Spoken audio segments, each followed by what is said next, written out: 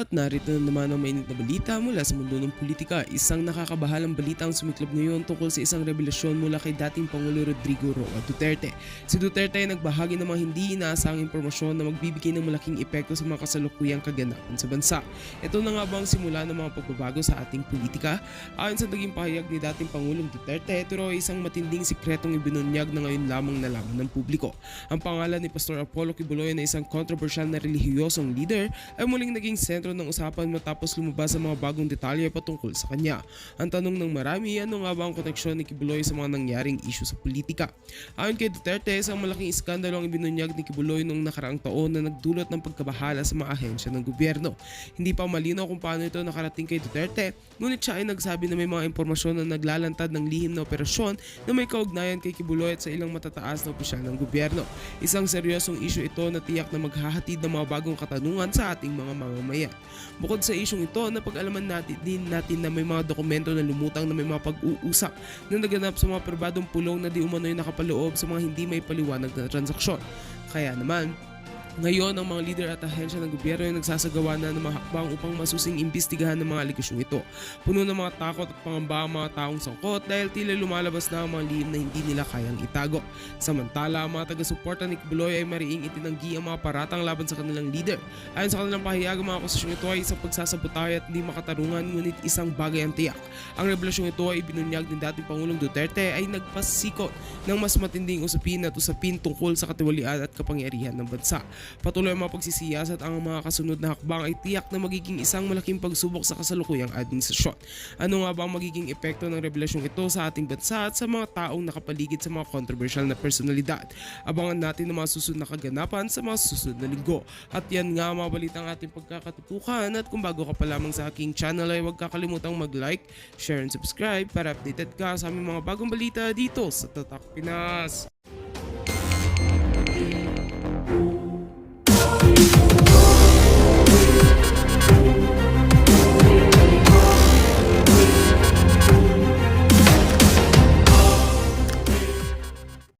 Pero hindi lalaban ng patas si Tamba. Mismo si Sara sinabi yan. Para sa ating bayan. My first message this morning for him is a message of thanks and gratitude. I would like to express, in behalf of Pastor Apollo Kibuloy, his heartfelt thanks to the Executive Committee of the PDP Laban. Thank you very much for formally adopting our principal, Pastor Apollo Kibuloy. Maraming salamat sa PDP. Official po. Thank you. Official na po. PDP laban na si Pastor Kibuloy. Alam mo, malaki maitutulong ni Pastor Kibuloy sa PDP. Malaki po. Dahil, eto sa Mindanao, sure win na si Pastor Kibuloy. Actually, nasa top 2 siya eh. Okay? Meron pong sariling survey, legal na survey, ginagawa ang ibang grupo. Hindi ko na lang babanggitin ko ano. Para alam nila kung sino yung pasok at hindi. Si Pastor Kibuloy sa Mindanao nasa top, including Bato and Bongo. Sa Visayas, pasok din. Although wala sa number 2, nasa mga numbers 6, 7, 8 si Pastor Kibuloy. Together with Bato and Bongo. Ang problema na lang talaga, NCR. Okay? Dito, medyo mababa si Pastor Kibuloy. Pero shoot na sa Mindanao at sa Visayas. Okay? So dito na lang natin tulungan si Pastor Kibuloy ikampanya. Sa Muslim, pasok na po si Pastor Kibuloy. Ako po ay hindi member ng KOJC. Pero I believe in him. Maganda nga yung binitawan ni Banat Bay. Kung hindi tutuparin ni Pastor ang kanyang mga pangako, kung sakaling siya'y manalong senador, kami mismo magbibitaw sa aming pagbablog. Tatandaan po natin, ito po ay hindi ko kayo sinisisi. Welcome back po doon sa mga nabudol. Nire-remind ko lang po kayo na ang Banateros ay hindi nagpapabudol. Hindi kami basta-basta nagpo-promote ng kandidatong alanganin. Kahit na, pansinin nyo, maraming matatalino sumang-ayon na suportahan si BBM. Maraming matatalino na DDS pero sinuportahan si BBM, not Banateros. Kasi sinasabi nila, ang sinuportahan nila si BP Sara. That's your opinion. Basta kami, hindi namin sinuportahan si BBM. Hindi po kami nagbalimbing, minumura kami ng mga DDS before. Nagagalit sila sa amin, hindi raw kami DDS kasi hindi namin sinunod si BP Sara. Anong sagot ko? Time will reveal. Panahon lang, papatunayan namin tama kami. Ngayon, lumalabas tama po kami. Hindi ko po sinasabi ito para ipagmalaki. Ito'y sinasabi ko sa inyo, pag pumili kami ng kandidato, matalo, manalo, pero hindi kami budol-budol. Hindi kami nagpapabudol sa mga kandidatong mahihina. Kung maraming matatalino nauto si BBM, hindi nauto ni BBM ang Banateros. Puloy, his members, loyal members, 7 million, all of them are very thankful to all of you for now. Binabati ko pala ang 7 million members ng KOJC. Shout out sa inyo dyan. Pagpatulungan po natin ikampanya si Pastor Kibuloy. Formally adopting him as his principal, as an official candidate of PDP Laban. Si Pastor Apollo Kibuloy po ay hindi lamang kaibigan, para na pong kapatid ng ating kagalang-galang na presidente, pinakamamahal, si Presidente Rodrigo Duterte. Mismo. Pastor Kibuloy is PRRD. PRRD is Pastor Kibuloy. Matalik magkaibigan yan. Wala sigurong lalapit na politiko na hindi iniwan si PRRD bukod kay Pastor Kibuloy. Siguro si Bongo lang. Sila talagang dalawa ang pinakamalapit kay PRRD. Kaya it's impossible na DDS ka or maka-Duterte ka, hindi mo iboboto si Pastor Kibuloy. Si Pastor Kibuloy may napatunayan na. Dahil siguro sa kanyang relationship ng ating Pangulo, kaya siya po ang nakita ng administrasyon na ito na gawain po sigurong example para ipakita sa atin kung gaano sila kalakas.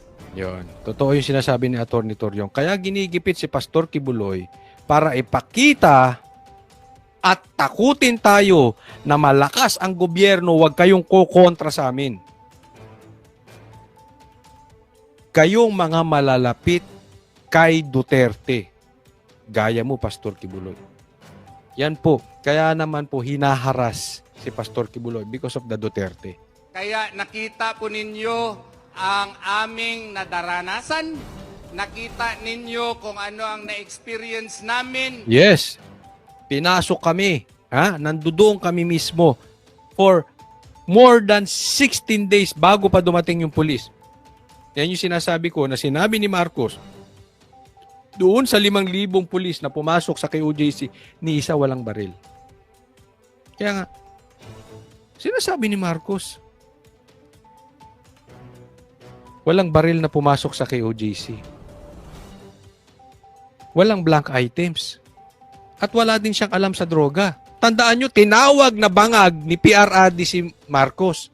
Anong sagot niya? Nagpi-fentanyl si PRRD. Para niya sinasabi, hindi ako adik. Wala akong alam sa droga. This is the same person na nagsasabi, walang blank items. Na walang baril pumasok sa KOJC. Ganyan po ang presidente natin. Kung wala pala tayo sa kapangyarihan. Dito natin nakikita as to how government power is abused and how police power is likewise implemented to the extreme how a mere warrant of arrest founded not on a probable cause but by political cause is Yes. used as an instrument of harassment. Yun. Ang pinapaliwanag lang dito ni ay yung pagpasok sa KOJC at yung paghuli at panghaharas kay Pastor Kibuloy dahil sa politika lang. Simple lang. Dahil malapit siya sa Duterte at talagang pipilayan. Yan ang motibo nila. Pilayan si BP Sara. Kaya guys, this is very important. Ang malakas po ngayon sa survey, Pastor Kibuloy, yung survey na sarili na yung walang bahid ng kalokohan na. Pastor Kibuloy, Bato, and Bongo. Di ko alam kung may nakalimutan pa ako, pero yun yung talagang malakas sa PDP. Suportahan din natin yung iba. Kailangan natin ng numero. No? Etong tatlo yung pumapasok sa top 3. No? Pero ako naniniwala ako, habang palapit na palapit, kaya ginigiba na nila ang mga vloggers. Alam nyo kung bakit? Alam nila na ang nagpanalo kay PRRD, mga vloggers. And remember this, sa aking pananaw, ako'y naniniwala, hahataw si PRRD pagpalapit na yung eleksyon. That is the style of PRRD. Hindi yan nagagumahol ngayon na parang si Abalos na puro tarpaulin o billboard niya ang nakapaskil sa buong Pilipinas. That's not his style. Abangan ninyo ang galaw ni PRRD. And then, gagamitin ng social media. Kaya naman, pinipilit pahintuin, pinapatawag netong mga tuwadkom or netong mga magugulang na buhaya ang mga vloggers para takutin. Kaya lang ang nangyayari, bumabaliktad, nagbabackfire. Hindi po natatakot yung mga vloggers. Yan. Kasi alam nila, malakas itong magpanalo. Okay? Abangan ninyo. Abangan ninyo ang galaw ni PRRD. Biglang bubulusok ang maraming members. At para sa atin, habang di pa gumagalaw si PRRD masyado, ikampanya na natin ang PDP. Against the number one supporter of our beloved former President, Rodrigo Duterte. Pastor Apollo C. Kibuloy did not have a plan to run for the Senate, and that is a fact. Yan. Totoo yan. Walang plano si Pastor Kibuloy tumakbo bilang senador. May katunayan ka? Yes. Ano? Presidente si PRRD before, hindi siya tumakbo. Hindi nga siya kumuha ng posisyon. Hindi siya naging secretary. Ako'y naniniwala, isang hingi niya lang kay PRRD dahil si Pastor Kibuloy ay talagang magaling na leader at the same time, dikit kay PRRD, bibigyan siya ng posisyon. Pero kumuha ba siya? Hindi. Wala sa plano niya. Kaya lang ngayon, kailangan ng taong bayan si Pastor Kibuloy. Kailangan natin. Tayo po ang talo pag hinayaan nating palagpasin ang opportunity na ito. Ang dami pong maitutulong ni Pastor Kibuloy. I-expose niya yung mga loko. Pag nakaupo yan, i-expose ni Pastor Kibuloy itong mga kulokoy dito, mga senador. Ay, alam nyo naman, kita nyo naman kay Pastor Kibuloy, nagdadadakdak. And, kung hindi man siya makapagsalita sa loob dahil hinaharas siya, huwag kayong mag-alala. Kami, pansin nyo, hindi kami tumitigil. We are the spokesperson of Pastor Kibuloy. Hindi namin tatantanan yan. Maniwala kayo sa amin. Yung SMNI, hindi yan nakita nyo bang purumeno SMNI? Gaya ng pagpreno ng mga mainstream media? Hindi. Bakbak kami kung bakbak. Hindi namin tatantanan yan. But because of what happened to him recently, he found it in himself to become the voice of protest. to become a reminder to each one of us that democracy is a force to reckon with if we are willing to fight for it. And that is why I urge you, ladies and gentlemen, your fellow members now of PDP Laban, please convince not only your family members, but likewise your friends, your neighbors, your faith Yan. bro- Laming, parang sinasabi lang ni Atty. Torion, convince natin. This is very important. I-convince natin lahat ng taong nasa paligid natin. Kamag-anak, katrabaho, kaklase, kaibigan, kaaway, pati kaaway, convince na natin. brothers to vote for my client, my principal, Pastor Apollo C. Kibuloy. Why? Sa akin pong mababang pagtingin, siya po ang kandidato na hindi na po kailangan natin ng Exhibit A. Tingnan po natin kung anong nagawa niya sa kanyang grupo. Ayun, tinan nyo to ha. Kaya naman malakas ang Duterte. Alam nyo kung bakit? Kasi yung ginawa ng mga Duterte sa Davao, that is the exhibit, that is the resibo, that is the receipt of Duterte. Nung nakaupo si PRRD, yung ginawa niyang maganda sa Pilipinas, yan ang exhibit niya, yan ang resibo niya. Kaya until now, siya lang yung presidenteng tapos ng termino pero siya pa rin ang hinahanap. Hindi katulad ng mga nakaraang presidente, pagkatapos ng termino, ayaw na sa kanya ng tao. Bakit? Lumabas yung pagkabudol. Lumabas yung totoong pagkatao.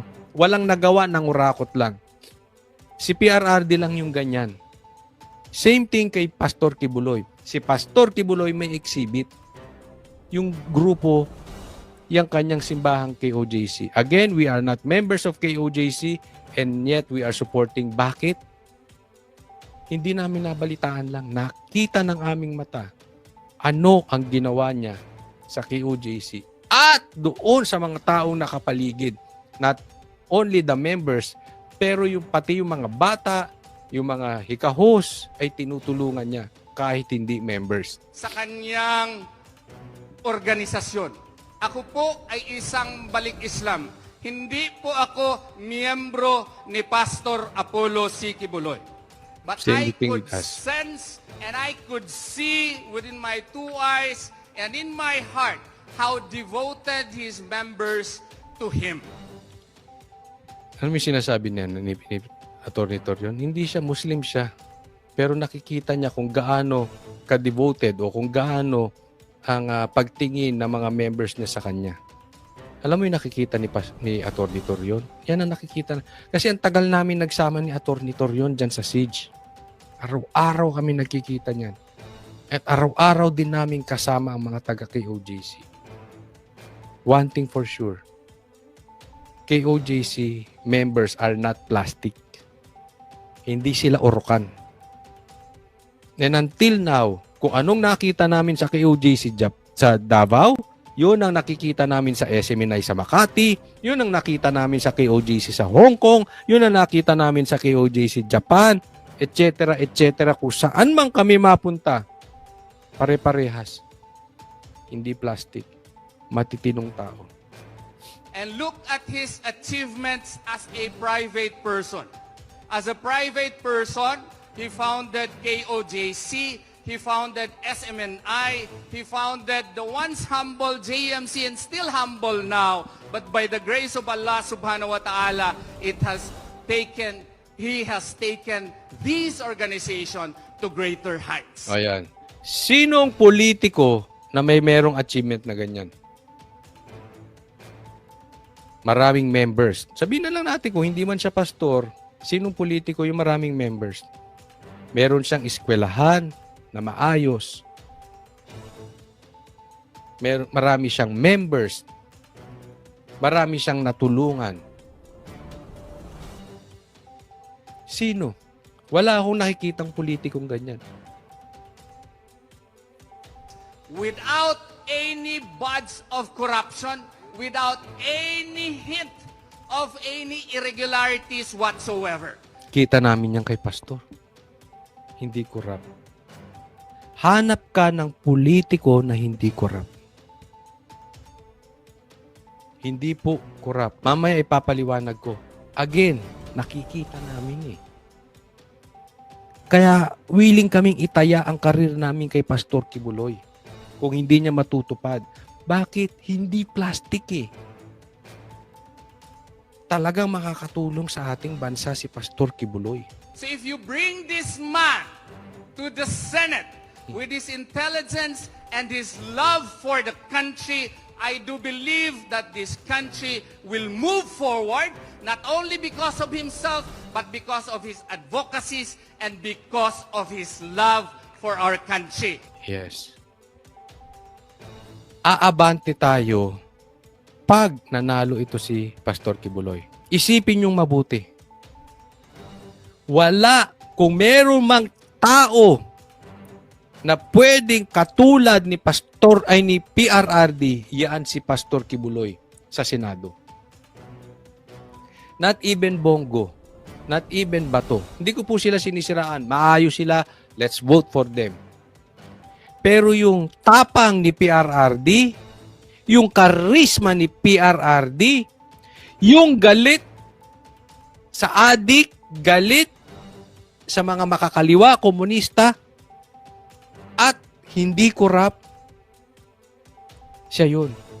No one, I believe, walang tumatakbo sa Senado, not even one, na mas aabante sa pagkakatulad kay PRRD kung hindi si Pastor Kibuloy. So kung gusto natin ng ala PRRD sa Senado, the closest person, the closest character, the closest personality is Pastor Kibuloy. So sa akin pong palagay, kung ilagay natin si Pastor Apollo C. Kibuloy sa Senado, siya po ay maraming magagawa dahil hindi na po sa tingin ko kailangan niya ang pera. Siya lang po ang kliyente ko na napakarami pong propriedad, pero maski isang propriedad, wala po sa kanyang pangalan. Yun. Again, tama yan. Sino sa kandidato ang hindi na kailangan ng pera?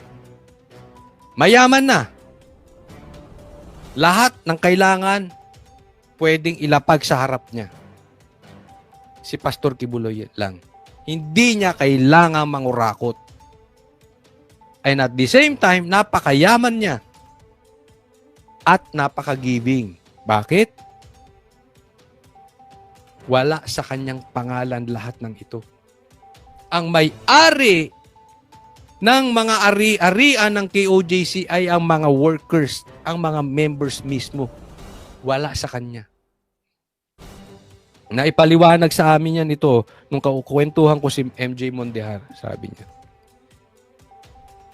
Sabi ko, hindi mo ba gustong, halimbawa ay umangat ka at lilipat ka ng ibang istasyon? Sabi niya, wala bang nag-aalok sa iyo na sa ibang kasi magaling si MJ Mondehar. Ang sagot niya, ba't ako lilipat? Kami may-ari nito. Sila po ang may-ari ng SMNI.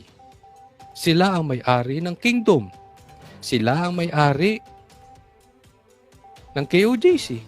Sila ang may-ari ng Prayer Mountain. Silang lahat. Hindi si Pastor Kibuloy. Look how giving he is.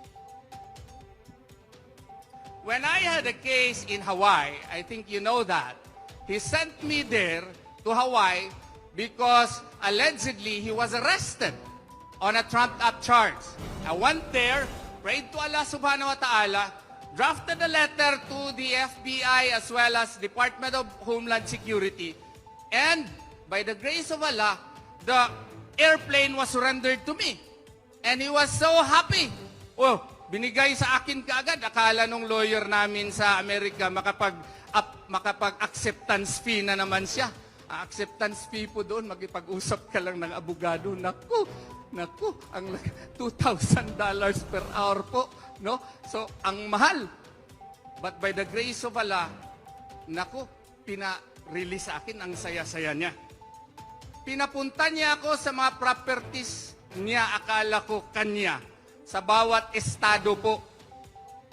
To my shock and amazement, not one of these properties is in his name. Yun. Ang dami rin naming napuntahan. Marami po kasing branches. Tawagin na lang natin KLC, yung KOJC sa iba't ibang bansa. Marami silang properties. Nakita po namin yun. And yet, tama si Atty. Torion, ni isa hindi nakapangalan kay Pastor Kibuloy. Ganyan po si Pastor Apollo C. Kibuloy. Tingnan nyo yung JMC, that's a 15-hectare facility beside airport. Hindi po sa kanyang pangalan. Yung eskwelahan, yung JMC, Jose Maria College. Diyan po yan yung sinugod ng 5,000 pulis. Araw-araw iniikot namin yan. Nagkaroon, may law school dyan. Yung law school nga niyan ay napakagaling at meron silang one time na ang bar nila ay 100% ang passing rate. Dapat dyan nag-aral yung mga bobong abogado. Dahil pasado lahat. Again, yung eskwelahan na yan, hindi lang law school, maraming kolehiyo yan. Elementary hanggang college. And yet, hindi nakapangalan sa kanya. Yan. Tingnan nyo yung sa Tamayong, Glory Mountain, doon sa prayer. Glory Mountain, ilang beses na rin namin napuntahan. Napakaganda nun. Itong Glory Mountain, itong Prayer Mountain, before, nahihirapan ng mga tao doon sa baba. Kasi sa taas yun eh.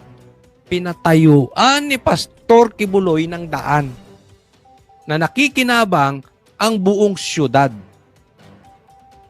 Ganun po katindi. Walang bayad. Napakaganda ng lugar. Napakaayos. Ang daming nakikinabang. Napakaganda. Hindi nakapangalan kay Pastor Kibuloy. Mountain, hindi po sa kanya. Prayer Mountain, ilang beses na po ako nakatulog dyan. Nag-golf pa kami dyan. Napakaganda. Hindi nakapangalan sa kanya. Sino may-ari? Ang mga members. Ang pangalan niya. Tingnan nyo ang SMNI, Suarasug. Wala po sa kanyang pangalan. Oo. Seminay, nakapangalan. Sino may-ari? Ang mga members. Ganito po ang tao si Pastor Apollo C. Kibuloy. Ngayon, Coach Soli, ano ngayon kung hindi sa kanya nakapangalan? Ibig sabihin, hindi greedy si Pastor Kibuloy. And the number one problem of this country, bukod sa addict, bukod sa drugs, greed. Politicians, kaya walang mangyari sa atin, bangayan ng bangayan, dahil sa greed of power. Bakit hindi tayo umaasenso? Dahil sa greed of money. Swapang ang bansang Pilipinas. Lalong-lalo na itong mga politicians natin. Because the real test, listen to this very carefully, the real test of a person, give him wealth, give him power, and watch him fall down. Watch him turn into evil. Tingnan mo, abangan mo, magiging demonyo yan. Lalamunin ng demonyo yan. Bakit? Gamit ng demonyo ang kapangyarihan at pera para ilubog ang tao.